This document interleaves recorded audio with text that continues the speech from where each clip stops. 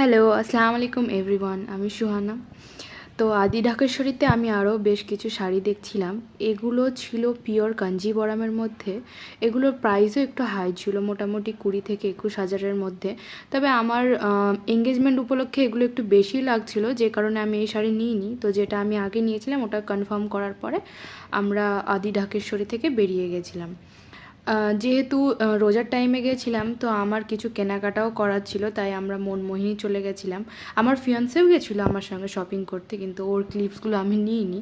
তো মনমোহিনীতে গিয়ে মোটামুটি মনমোহিনীতে খুব ভিড় ছিল, যে কারণে খুব ভালো আমি ক্লিপ নিতে পারিনি।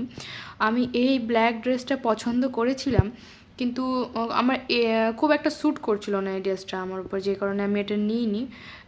তো তারপরে আমি একটা রেড কালার আর একটা হোয়াইট কালারের মধ্যে স্যুট নিয়েছিলাম, যেটার আমি ছবি তোমাদেরকে দেখিয়ে দিব।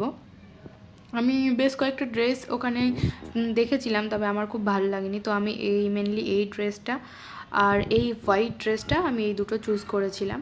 তারপরে মনমোহিনী থেকে বেরিয়ে আমরা গেছিলাম শ্রীলেদাসে জুতো কিনতে, কিন্তু শ্রীলেদাসের জুতোর কালেকশন খুব কমন ছিল আর খুব একটা আমার পছন্দ হচ্ছিলো না, যে কারণে আমি চলে গেছিলাম মেট্রোতে আমার দুটো জুতো পছন্দ হয়েছিল। আর মেট্রোর জুতো কালেকশন ভালো থাকলে ওখানটায় প্রাইসটা একটু বেশি, মানে ধরো ওই 2-3 থেকে স্টার্ট।